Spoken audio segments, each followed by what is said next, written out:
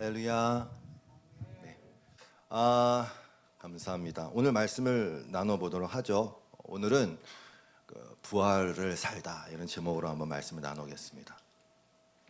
본문 말씀은 고린도전서 15장 12절부터 22절까지입니다. 조금 길죠.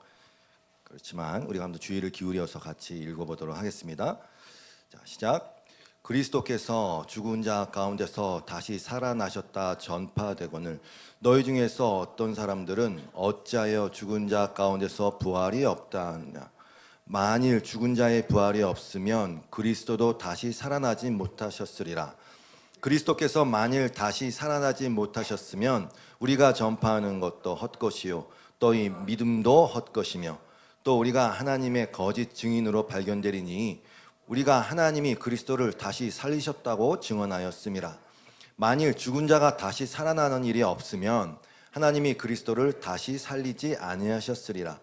만일 죽은 자가 다시 살아나는 일이 없으면 그리스도도 다시 살아나신 일이 없었을 터이요 그리스도께서 다시 살아나신 일이 없으면 너희의 믿음도 헛되고 너희가 여전히 죄 가운데에 있을 것이요 또한 그리스도 안에서 잠자는 자도 망하였으리니 만일 그리스도 안에서 우리가 바라는 것이 다만 이 세상의 삶뿐이면 모든 사람 가운데 우리가 더욱 불쌍한 자이리라.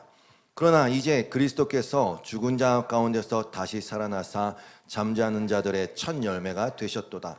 사망이 한 사람으로 말미암았으니 죽은 자의 부활도 한 사람으로 말미암는도다.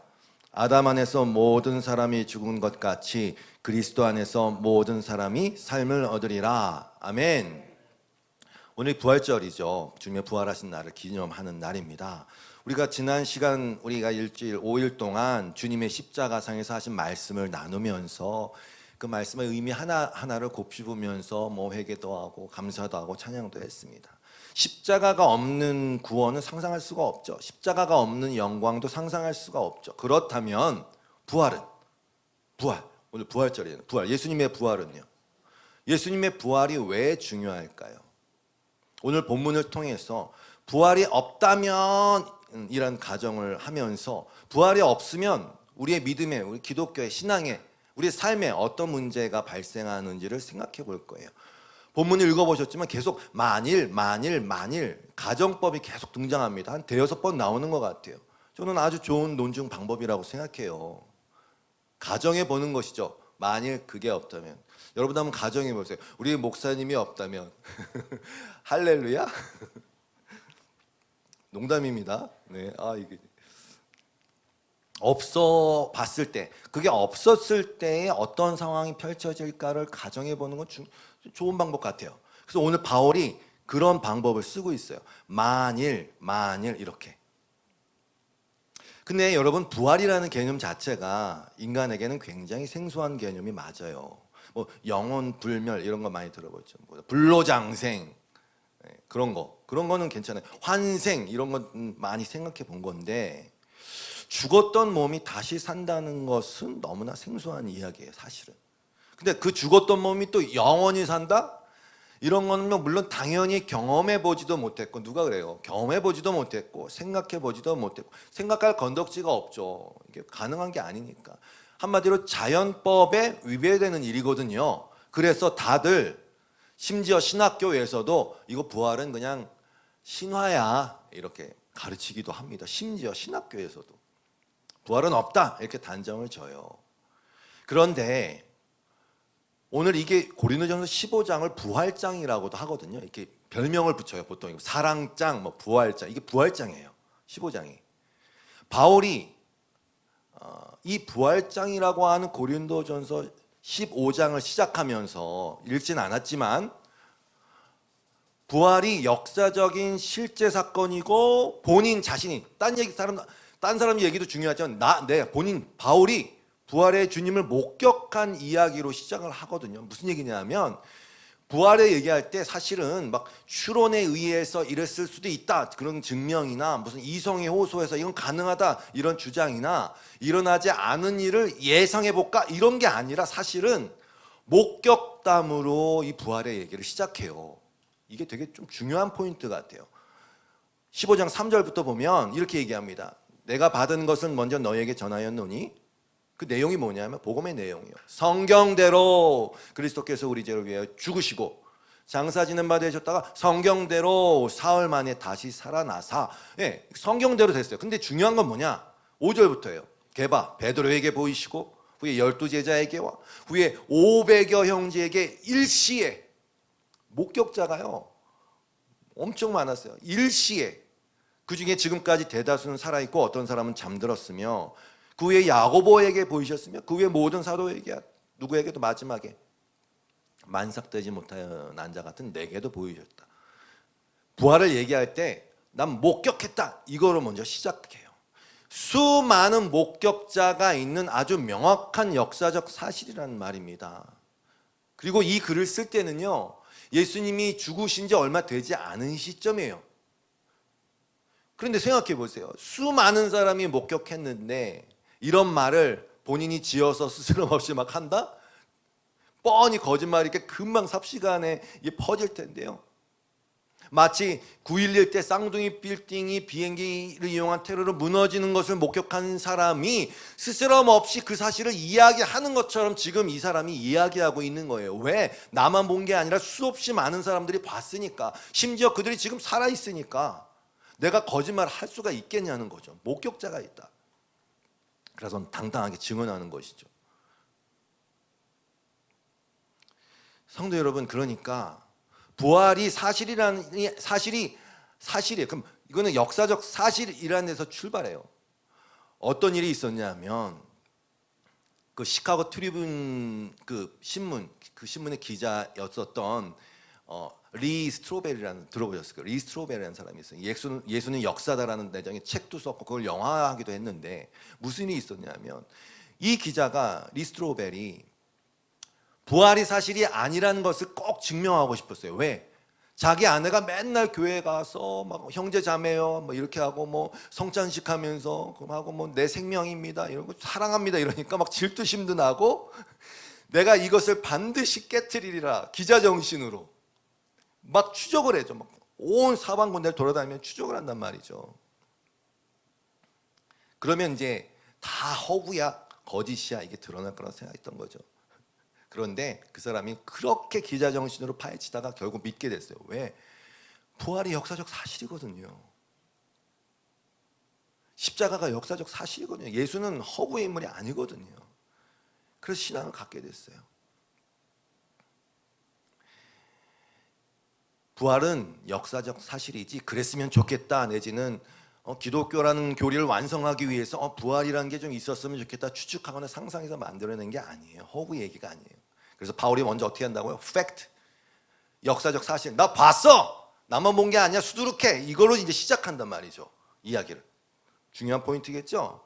그 다음에 이제 만일이란 가정법을 동원하면서 이 부활이라는 게 신앙의 믿음의 어떠한 위치를 차지하는지를 이제 얘기하는 거예요. 바울은 오늘 읽었던 본문에서 세 가지 정도의 주제로 나눠서 만일 없었다면 이걸 가정해서 이제 이야기합니다. 첫 번째는 뭐냐면 죽은 자의 부활이 없다면이라는 가정했어요. 죽은 자의 부활이 없다면, 죽었다가 살아난 사람이 없다면 이거예요. 15장 13절에서 15절 16절까지인데 계속 나오죠. 만일 죽은 자의 부활이 없다면, 만일 죽은 자가 살아나는 일이 없으면, 그럼 뻔하죠. 그러면은 그들이 증언하는 증언 다 거짓말이죠. 이게 15절이에요. 우리가 하나님의 거짓 증인이 되는 거지. 만일 죽은 자가 없으면 당연히 죽은 자가 살아나는 일이 없었으니까 그리스도도 살아나는 일이 없었겠지 라는 이야기를 하는 거예요. 아주 뭐 1차원적인 문답이죠. 그럼 무슨 얘기입니까? 봐라, 죽은 자가 살아나는 일이 있었는데 왜 주님이 부활하는 일이 없겠니? 라고 얘기하는 거죠. 성경에는 죽은 자가 살아나는 몇몇 사건이 있죠. 아시죠? 엘리야 선지자가 사르밧 과부의 아들 살린 것도 나오고. 모르겠어요. 야, 그걸 어떻게 믿어? 그건 내가 증명할 수는 없어요. 엘리사가 수넴 여인의 아들을 살린 것도 나오고, 뭐 예수님 당시에도 회당장 야이로의 딸을 살린 것도 나오고. 유명한 건 뭡니까? 죽은 지 이미 나흘이 지난 나사로를 살린 것도 있어요. 죽은 자가 살아나는 일이 있었단 말이죠. 그러니까 아니 왜 그리스도가 부활하는 게 없다고 얘기할 수 있겠니? 라고 얘기하는 겁니다. 하나님이 살리면 살릴 수 있지 않겠니? 이런 얘기입니다. 성도 여러분, 죽은 나사로를 살리신 이야기 잘 아시지 않습니까? 그런데 예수님은 이 나사로를 살리시는 일을 통해서 사실 부활이 무엇인지를 알게 하시려고, 부활의 의미가 뭔지를 알게 하시려고 일부러 나사로가 죽을 때까지 기다리셨다는 내용 아닙니까? 이게 예수님께 기름을 부어 머리로 닦았던, 향유를 부어 머리를 닦았던 건 마리아, 그리고 마르다 오빠 나사로가 있었는데 나사로가 병이 들었어요. 바로 사람을 보내겠죠. 예수님께 빨리 좀 와서 고쳐달라고. 그때 예수님이 이렇게 말씀하셨어요. 예수께서 들으시고 이르시되 이 병은 죽을 병이 아니라, 뭐 살 병이라는 얘기인가요? 아니요, 죽었어요. 결국 죽었어요. 근데 병들어 죽잖아요. 근데 그런 이유로 지금 병든 게 아니라 하나님의 영광을 위하며 하나님의 아들이 이로 말미암아 영광을 받게 하려 하며, 우리는 지난 시간에 이거 나눴어요. 하나님의 영광이란 게 뭐냐? 하나님의 어떠하심을 드러내는 거다. 마찬가지예요. 예수님이 영광 받으신다는 게 뭐냐? 예수님이 어떤 분이라는 것을 드러내는 거라고 말씀드렸잖아요. 네, 나사로의 이 병듦을 통해서 지금 그게 이제 드러나기 시작할 거란 뜻입니다. 죽을 병이 아니라. 밑에 구절 보면 예수님은 나사로, 마리아, 마르다를 사랑하셨다라고 나와요. 너무 정말 좋겠어요. 우리도 사랑하세요. 아니 특별히 얘네들한테는 이렇게 쓰셨으니까. 여러분, 그걸 왜 썼겠어요? 그러니까 예수님이 사랑하는 자의 그에게 주고자 싶은 게 뭔지를 지금 말하고 싶은 거예요. 진짜 사랑하는 사람이 있으면 예수님이 이렇게 할 거야, 이렇게 생각하셔도 돼요. 그들이 사랑하는 자였어요. 출발하셨어요. 그러면 뭐라 그러셨냐면 11절이죠. 이 말씀을 하신 후에 또 이르시되 우리 친구 나사로가 잠들었도다. 그러나 내가 깨우러 가노라. 아주 중요한 표현이죠. 죽었는데 잠들었다 표현해요. 여러분, 잠들었다는 건 반드시 깰 것을 전제로 한 이야기죠. 오늘 본문에도 나왔어요. 잠든 자들의 첫 열매. 잠들었다. 여러분, 가끔씩 옆에 있는 분 자는 모습 보면 저 어떤 집사님은 막 이렇게 쿡 찔러본다 그랬어요. 죽었나? 왜냐하면 잠든 모습은, 깊이 고온이 잠들었을 때의 모습은 죽은 자의 모습과 똑같거든요. 저 아버지 어머니 보낼 때 그랬어요. 진짜 이렇게 뭐라 하면 염하고 이렇게 하고 이렇게 누워 계셨는데 그냥 진짜 깊이 잠들어 계신 모습으로 보였거든요. 성도에게 죽음은 그런 의미란 뜻입니다. 왜? 부활이라는 것이 있으니까 잠깐 잠잤다 깨는 거, 그렇게 표현할 수 있는 겁니다. 그런데 역시나 우리 제자들은 우리의 기대를 뭐라 그러지? 우리의 예상을 빗나가지 않고 잘못 알아들었어요. 나사로가 깊이 잠들었나 보다, 이렇게 착각하죠. 잠들고 어서 쉬고 있나 보다. 아무튼 예수님은 그렇게 말씀하셨어요. 그리고 나서 15절에 이렇게 얘기하셨어요. 내가 거기 있지 아니한 것을 너희를 위하여 기뻐한다. 네, 좀 제가 비약해서 말하면, 야, 내가 거기서 나사로를 살리지 않은 게 진짜 너희를 위해서 기뻐한다, 이런 얘기예요. 왜? 중요한 얘기가 나옵니다. 이는 너희로 믿게 하려 함이라. 너희로 믿게 하려. 지금 믿고 있는데요. 제자들이 믿고 있잖아요. 지금 제자들 믿고 있는데, 근데 너희로 믿게 하려. 뭔가 그 어떤 믿음, 진짜 믿음이 뭔지를 알려주시고자 하는 거예요. 그래서 내가 기쁘다. 왜? 하나님이 기뻐하시는 건 믿음밖에 없어요. 믿음을 가진 자를 기뻐하세요. 그래서 그 믿음이 성숙돼서 내가 원래 알고 있던 그 믿음이 아니라 뭔가 다른 믿음을 알려주시고 그것 때문에, 그렇게 할 것 때문에 지금 기뻐하십니다 라고 성경이 이야기하고 있는 거예요. 그 바른 믿음. 그래서 그 믿음을 위해서, 우리의 믿음을 위해서 나사로가 죽은 지 나흘이 돼서야 도착하십니다. 성경에 써 있어요. 이제 시체에서 냄새가 나기 시작했다고. 어떤 말입니까? 완전 죽었다는 뜻입니다. 왜 가끔 뉴스에 나잖아요. 죽었다고 해갖고 이게 뭐 어디 지퍼백 같은 게 넣어갖고 이렇게 했는데 갑자기 꿈틀꿈틀대 봤더니 살았더라. 이런 거 아니다라는 것을 알기 위해서 완전히 죽은 상태에서. 그런데 뭐 이걸 알아먹을 리가 있나요? 마리아 마르다는 원망이 나오죠. 조금만 일찍 왔으면 죽지 않았을 텐데 그렇게 막 얘기하죠. 네, 이해되죠, 당연히. 그때 그렇게 원망할 때 주님이 이렇게 말씀해요. 여러분 너무 잘 하시는 말씀이에요.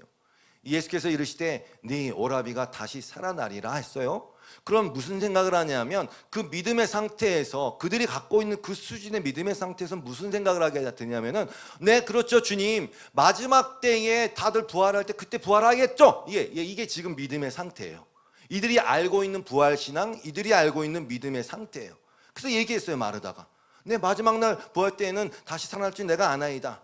그때 예수님은 뭐라 하셨습니까? 25절에서 예수께서 이르시되 나는, 요한복음에는 I am I am 이게 구절이 7개가 나와요. 되게 유명한 표현입니다. 사실 그 표현은 하나님만 할 수 있는 표현이에요. 나는 나다, I am who I am. 그것처럼 그 표현을 빌어서 예수님이 하나님인 걸 표현한 건데, 아무튼 예수님이 이렇게 말씀하세요. 나는 부활이요 생명이니 나를 믿는 자는 죽어도 살겠고 무릇 살아서 나를 믿는 자는 영원히 죽지 아니하리니 이것을 네가 믿느냐? 아멘. 무슨 얘기인지 흐름 다 아시겠죠? 믿는 게 있었어요. 내 마지막 때 살겠죠? 아니 이것을 믿냐고. 이것을, 네가 이것을 믿냐고. 이것을 믿어야 돼. 우리도 마찬가지예요. 마지막 때 부활하는 거 맞아요. 예수님도 이렇게 말씀하셨거든요. 요한복음 5장 28절 이하에서 이를 놀랍게 여기지 말라. 무덤 속에 있는 자가 다 그의 음성을 들을 때가 오나니. 주님 뭐 다시 오실 때 했죠. 선한 일을 행한 자는 생명의 부활로, 악한 일을 행한 자는 심판의 부활로 나오리라. 두려운 말씀입니다. 사실은 다 부활해요. 그래서 심판대 앞에 쓰는데 그거 말고 그것도 포함하지만 너희는 이것을 믿어야 돼. 이것을 믿어요. 지금 그거 말하는 게 아니야. 예수님이 그러시잖아요. 나를 믿는 자는 죽어도 살겠고. 그래, 그거 맞아. 맞습니다. 우린 다 병들거나 나이 들어서 아마 죽을 거예요. 그렇기 때문에 우리는 죽어도 그 생명이 부활 때 살 거예요. 그러나 더 중요한 사실이 있고 그걸 믿길 원하세요. 주님은 그걸 알려주고 싶은 거예요. 지금 주님은 그 믿음을 갖게 하기 위해서 이런 사랑하는 자임에도 불구하고 죽도록 내비두신 거예요. 완전히 죽도록. 어떤 거? 나를 믿는 자는 영원히 죽지 않으리니. 이거. 그럼 여러분은 영원히 죽지 않아야 되는데 여러분 죽을 거 아닙니까? 저도 그렇고. 이게 무슨 의미입니까? 이게 무슨 의미입니까? 성도 여러분, 우리는 사실 다 이미 죽은 자였어요. 그 죄인의 의미가 그거예요. 죽은 자, 하나님을 떠나 있는 상태, 사망의 몸, 살아 있어도 꿈틀꿈틀대고 뭔가를 많이 하지만 살아있지 않은 상태예요. 예수님이 그랬잖아요. 너희가 나를 떠나서는 아무것도 할 수 없고 가지처럼 버리어서 불탄다. 가지처럼 버려진 상태 뭡니까? 죽은 상태, 예수님을 떠난 상태, 하나님을 떠난 상태, 하나님을 모르는 상태, 육의 상태. 그게 죽음의 상태예요.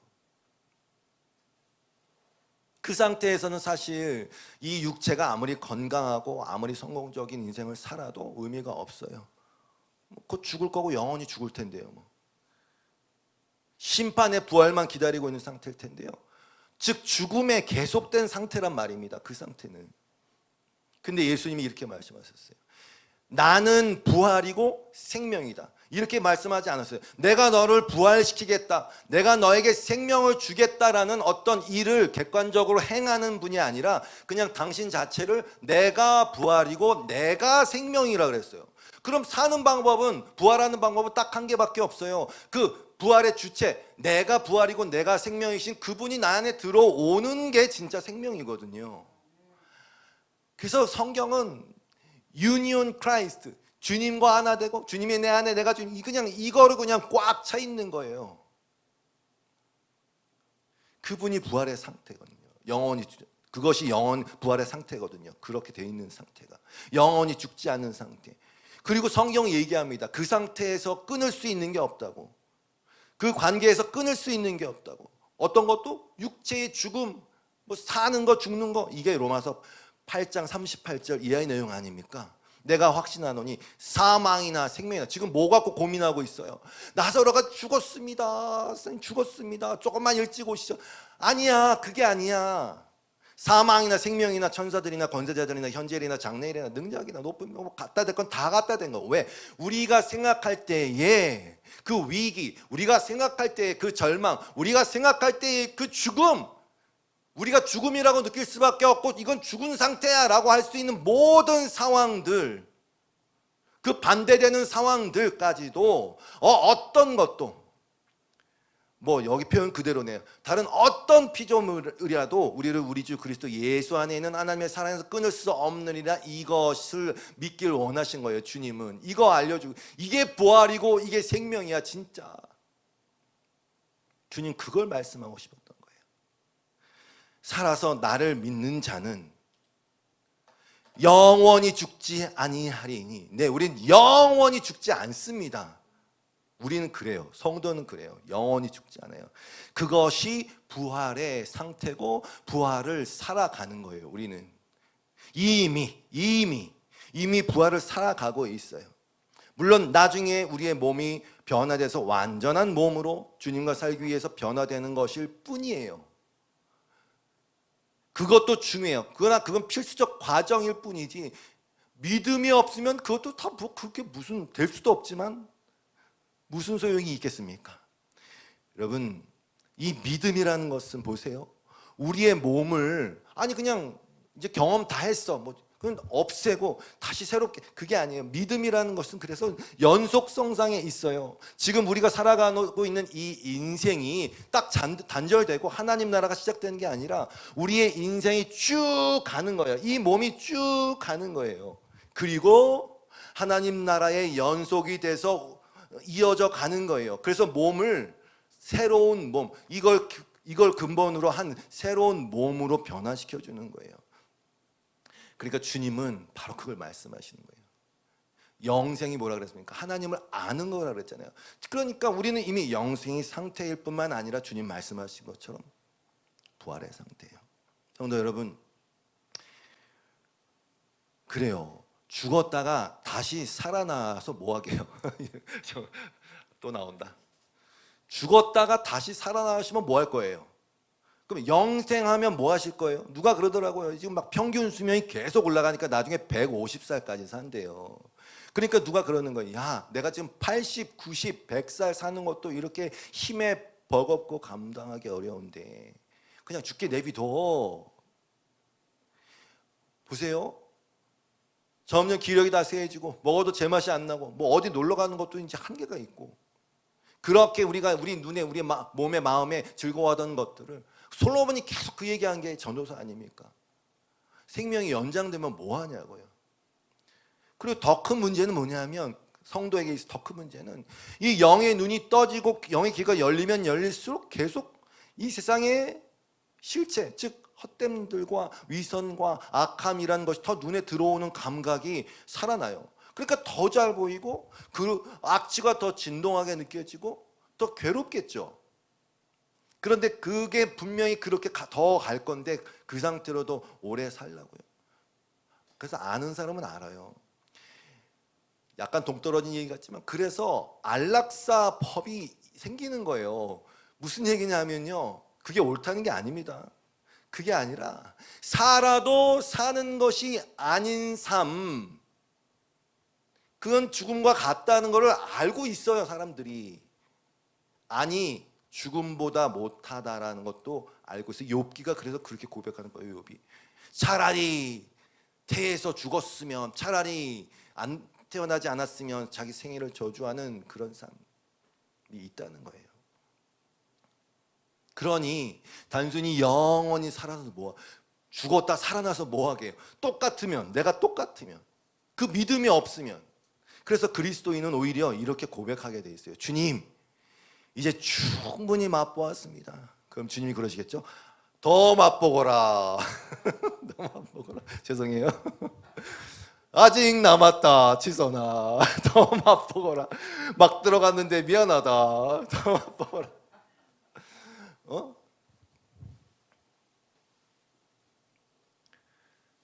성도는 그렇게 고백하게 돼 있지. 충분히 맛봤습니다. 죄가 무엇인지, 주님과 떨어져 사는 게 얼마나 혹독하고 외롭고 힘든 일인지 충분히 맛보았습니다. 그리고 주님을 알고 예배하면서 또 하늘나라의 기쁨과 평강도 내가 좀 맛봤습니다. 주님. 그러니까 제가 이제 이렇게 고백합니다. 내가 다시 주님께로 돌아가서 주님과 하나 된 그 상태로 있고 싶습니다. 주님의 사랑 안에 거하고 있는 이 삶을 지금도 살고는 있지만, 왔다 갔다 하면서 살고는 있지만, 이제 완전히 그렇게 되기를 소망합니다 라고 하는 그에게 묻습니다. 라고 하는 그에게, 그 믿음의 고백을 하는 그에게 이 육체의 죽음과 이 육체가 죽었다 다시 육체로 살아나는 게 무슨 의미가 있겠냐는 말이죠. 그 상태가 사나 죽으나 이런 고백을 하는 우리인데, 그래서 주님은 그것을 믿게 하려고 하는 거예요. 그 믿음의 상태가 우린 영원히 살고 있는 부활의 상태예요. 부활을 살고 있는 거예요. 나중에 부활하겠죠. 그것만 바라보고 있는 마르다의 믿음의 상태에서 벗어나서, 아시겠죠? 그 믿음을 주시려고 사랑하는 나사로, 미운 나사로가 아닌 사랑하는 나사로를 내버려 뒀어요. 완전히 죽을 때까지. 오늘 설교의 제목의 의미가 그거예요. 부활을 살다. 자, 그렇다면 첫 번째 가정이 너무 길었어요. 두 번째 가정을 바울이 이야기합니다. 그건 뭐냐면, 그러면 그리스도께서 부활하지 않았다면 이제 이걸 가정하는 겁니다. 자, 볼게요. 14절이에요. 그리스도께서 부활하지 않았다면 이게 14절부터 15절, 17절에 있어요. 그러면 뭐 결론이 이겁니다. 그래? 그럼 우리가 전파하는 것도 헛거고 니네 믿음 다 헛것이다. 또 중요한 포인트를 얘기해요. 믿음만 헛것인 게 아니라 너희는 여전히 죄 가운데 있는 거야. 중요한 포인트예요, 이게. 부활하지 않았으면 십자가를 지셨음에도 불구하고 너희는 죄 가운데 있는 거야. 그리고 그리스도 안에서 잠자는 자 영원히 망하는 거야. 이렇게 되는 거예요. 여러분 그냥 상상해 보십시오. 주님이 십자가상에서 그렇게 가상칠언도 얘기하시고 뭐 다 하신 다음에 그냥 딱 죽으셨어. 돌아가셨어. 그 다음에 무덤에 장사된 채로 그 무덤에 쭉 있어요. 그러면 그 상태에선 할 수 있는 게 이거밖에 없어요. 뭐 그분의 훌륭한 가르침을 생각합시다. 그분의 훌륭한 삶을 따라서 삽시다. 그분의 희생정신을 배웁시다. 이게 기독교가 아니란 말입니다. 그건 생명이 아니니까. 기독교란 결국 하나님과 함께 사는 것 그 자체를 말하는 거예요. 그래서 예수님 뭐라고요? 내가 부활이고 내가 생명이다. 그 영광에 동참해서 예수님과 살아가는 그 생명을 얘기하는 거죠. 그러니 예수님이 무덤가에서 뭐 아무리 훌륭한 일을 하고 해도 용서하십시오 다 해도 이렇게 누워 계시면 우리가 할 수 있는 거는 추모하고 그거밖에 없어요. 그리고 중요한 건 나와 있듯이 우리는 그냥 여전히 죄 가운데 있는 거예요. 로마서 4장 25절 말씀. 예수는 우리가 범죄한 것 때문에 내줌이 되고, 내줌이 됐다는 건 십자가에 내어주셔서 죽었다는 뜻입니다. 우리가 범죄한 것 때문에 죽으셨고 또한 우리를 어떻게? 의롭다 하시기 위해서 살아나신 거예요. 그리스도의 부활은 뭘 얘기하는 거냐면 우리를 다 짊어지고 죽으셨는데 이제 그것이 받아들여진 거예요. 하나님께. 그래 너희 완전히 의롭게 되었다라는 증거가 예수 그리스도의 부활이에요. 하나님이 받으셨다는 뜻입니다. 하나님과 우리가 화해했다는 증거입니다. 만약에 그렇지 않았다면 모든 그리스도인의 대표가 되신 그리스도께서 죄의 삭신 사망에게 영원히 패배해서 죽은 것으로 끝나게 되므로 여전히 우리는 늘 잠자는 상태로 그냥 가는 거죠. 죽음의 상태로. 죄의 빚을 탕감받지 못한 상태로 존속되는 거예요. 부활의 의미는 주님이 부활하셨다는 것은 자 봐라 다 내가 죄를 뒤집어 써서 죽었고 사해졌고 그것을 하나님이 받으셨어. 진짜야. 우린 하나님과 화해한 상태가 된 거야. 너희는 의롭게 된 것, 의롭다는 걸 설명 옛날에 드렸죠. 의롭다는 것은 뭐 정의를 행한 그것보다 하나님과 우리와의 관계가 올바르게 형성이 된 상태가 의로운 상태거든요. 너희는 그렇게 하나님과 화해가 된 상태야 의롭게 되었다는 것을 꽝 도장을 찍으신 거예요. 부활하심으로 말미암아. 그러니 부활이 없다? 당연하죠. 다 헛거예요. 다. 믿음도 헛거. 그건 믿음이 아니라 그냥 추모밖에 안 되니까요. 그래서 고린도전서 15장 20절. 그러나 이제 그리스도께서 죽은 자 가운데서 다시 살아나사 잠자는 자들의 첫 열매가 되셨도다. 첫 열매라는 것은 모든, 예를 들어 이겁니다. 농산물이 있어요. 그러면 그 검증할 때 다 일일이 검사할 수 없으니까 딱 첫 열매를 가져와서 오케이 하면 나머지 줄줄줄줄줄 그냥 오케이가 되는 거예요. 예수님이 부활하심으로 말미암아 하나님께 받아들여지심으로 말미암아 그분 안에 있는 우리는 줄줄줄줄줄줄이 같이 그 열매로 받아들여지신 거죠. 부활하는 거예요. 같이 주님이 부활의 첫 열매, 우리도 같이 부활해서 그 열매로 하나님께 받아들여지는 것이죠. 모든 성도가 하나님께 올려지며 하나님과 함께 사는 주님의 자녀로 받아들여졌다는 뜻입니다. 그게 부활의 의미입니다. 세 번째, 자, 빨리 넘어갈게요. 세 번째 가정이 뭐냐면 바울이 이런 가정을 합니다. 다만 우리가 성도가 바라는 것이 이 세상의 삶뿐이라면 이런 가정을 합니다. 19절이죠. 만일 그리스도 안에서 우리가 바라는 것이 다만 이 세상의 삶뿐이면 모든 사람 가운데서 우리가 더 불쌍한 자이리라. 여러분 그냥 딴 데 보지 마시고 저를 보시면 됩니다. 자, 만약에 제가 이 세상에 사는 게 이제 끝인 사람인데 이게 다인데 제가 이러고 있어. 우리 집사님 봐도 돼. 우리가 이러고 있어.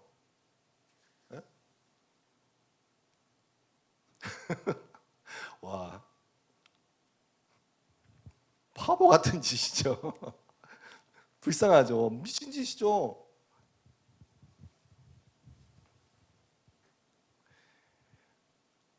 하나님의 나라, 내세 하나님의 나라, 부활, 주님의 영광, 영생 이런 게 없는데 그럼 여러분을 지금 여기서 이 황금 같은 시간에 그 에너지로 지금 여기서 뭘 하고 있는 겁니까?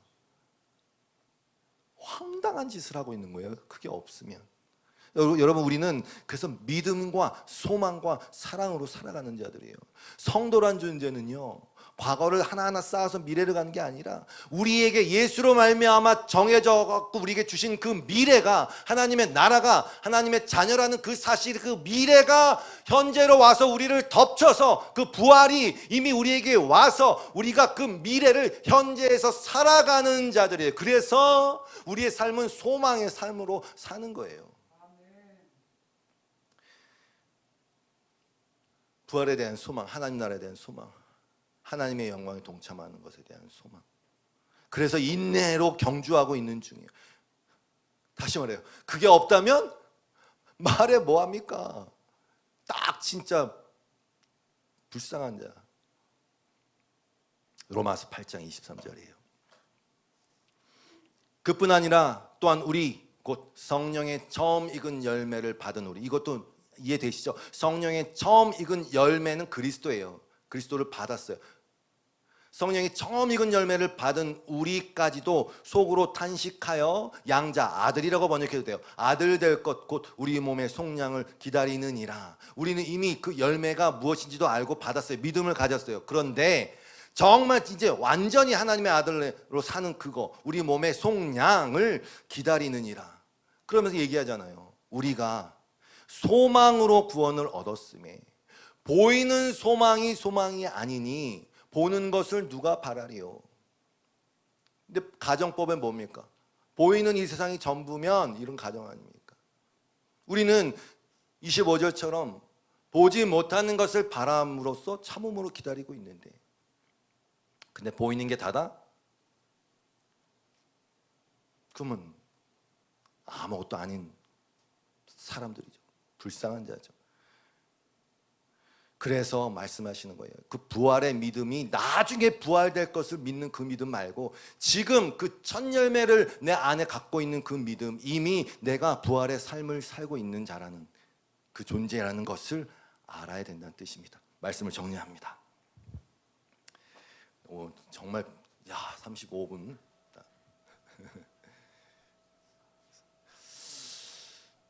나사로가 죽은 지 나흘째 되어서야 가셨어요. 주님이 가셨어요. 영적 의미가 있어요. 성도 여러분, 완전히 죽은 다음에 가셨어요. 그러니까 진짜 죽어야 부활해요. 진짜 죽어야 부활해요. 우리는 그 싸움을 계속 하고 있어요. 부활의 삶을 살고 있다 그러면서 그는 안 죽어. 주님과 함께 거하는 의미의 부활. 그런데 여러분, 어설프게 죽으면 어떻게 되냐? 좀비 되죠. 어설프게 죽었다 살아나면 그 살아난 게 이제 또 내 자랑이 되네. 근데 그거로 좀비가 돼갖고 이제 막 다른 사람들 잡아먹는 거지. 이렇게 완전히 죽어야 돼. 그래서 주님 보여주신 거예요.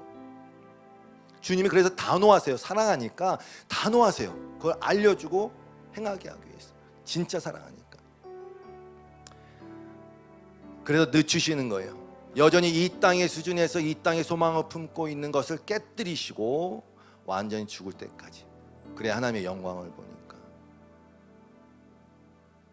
저와 여러분이 그렇게 붙들고 있던 나의 나됨은 이거야 라고, 난 이것만큼 했던 것들을 다 놓아버리실 때 너무 힘들어. 죽는 것 같아 진짜. 근데 주님은 원하세요. 사랑해서 완전히 죽을 때까지. 그리고 나서 부활해야 진짜 부활의 삶. 예수님이 뭐라 그럽니까? 나사로가 나왔을 때 칭칭 매고 있으니까 이렇게 나왔을 거 아닙니까? 이렇게 강시, 이렇게 강시. 그때 어떻게 합니까? 이제 풀어놓아서 다니게 해라 그러잖아요. 풀어놓아서 다니게 하라. 진짜 자유를 누릴 수가 있어요. 지난번에 이 팀 켈러 목사님의 글을 공유했죠. 부활을 입다. 거기서 C.S. 루이스의 이야기를 인용한 것과 그 목사님의 이야기를 읽고 마치겠습니다.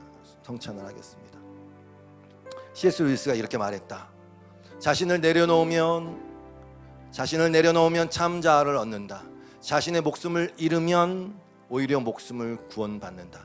죽음을 받아들이라. 날마다 당신의 야망과 애틋한 소원에 대하여 죽으라. 마침내 온몸의 죽음까지도 존재의 모든 세포로 받아들이라. 그러면 영생을 얻는다. 아무것도 남겨두지 말라. 아직 놓아보내지 않았다면 아무것도 정말 당신 것이 아니다. 아직 죽지 않았다면 당신 안에 그 무엇도 부활하지 못한다. 이거 다 어떻게 알았는지 모르겠어요. 자신을 구원하면 장기적으로 미움과 외로움과 절망과 분노와 파멸과 부패밖에 얻지 못한다. 그러나 그리스도를 구하면 그분은 물론이고 덤으로 모든 것도 함께 얻는다. 이걸 인용하고 나서 이렇게 얘기합니다. 그래서 그리스도인은 깨닫는다. 예수님 안에서는 올라가려면 내려가야 하고, 참된 권력에 이르려면 권력을 버리고 섬겨야 하고, 참으로 부자가 되려면 가진 모든 것을 아낌없이 베풀어야 하며, 영원히 행복해지려면 자신의 행복보다 남의 행복을 구해야 함을 말이다. 바로 그렇게 예수님은 세상을 구원하시고 당신의 삶을 변화시키셨다. 이제 그것이 우리의 세계관이자 세상을 살아가는 방식이 된다. 무슨 얘기입니까? 그 부활을 살아가는 것이죠. 부활을 살려면 어떻게 한다고? 완전히 죽음을 경험하게 되어 있어요. 그래야 우리의 실상의 삶에서도 죽어야 그 부활의 삶을 살고, 죽어야 부활의 삶을 살고, 그렇게 되는 것이라고 오늘 말씀을 통해서 나누었습니다. 우리가 이 찬양을 먼저 할 거예요. 잊을 수 없는 은혜라는 찬양인데, 잊을 수 없는 은혜.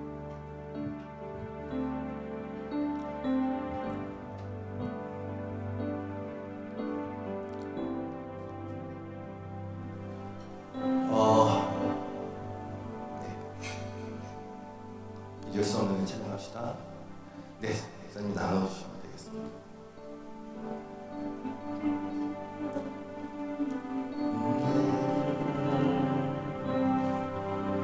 주님의 크신 사랑,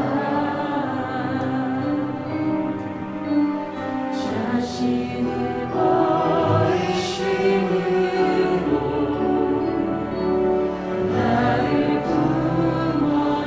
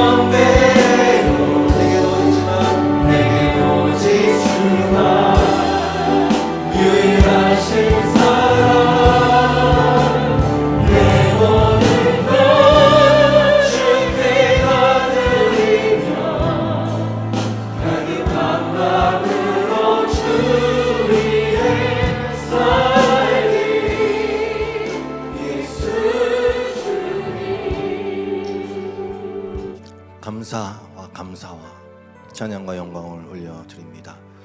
주님, 주님의 그 생명과 부활이 이미 내 안에 있고,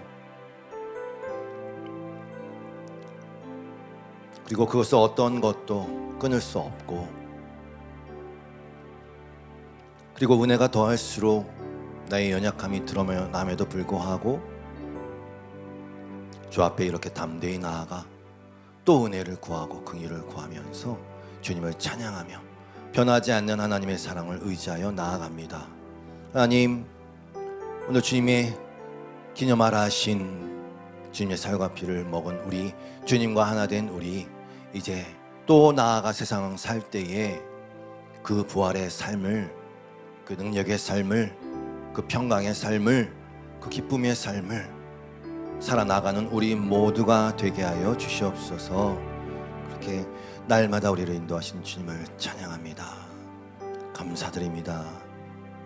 예수님의 이름으로 기도드리오며 주 앞에 드린 모든 예물과 헌신과 기도를 받으시고 응답하여 주실 줄로 믿습니다. 축복하여 주시옵소서. 예수님의 이름으로 기도드리오며 이제는 우리 주 예수 그리스도의 놀라우신 은혜와 하나님 아버지의 끝없으신 사랑하심과 성령님의 교통하심이 부활의 삶을 다시 한번 살아가고, 그 믿음, 주님이 알게 원하셨던 그 믿음으로 살아가고자 다시 한번 작정하며 예배한 하나님의 예배자들 위해 영원토록 함께 하시기를 간절히 축원하옵나이다. 아멘.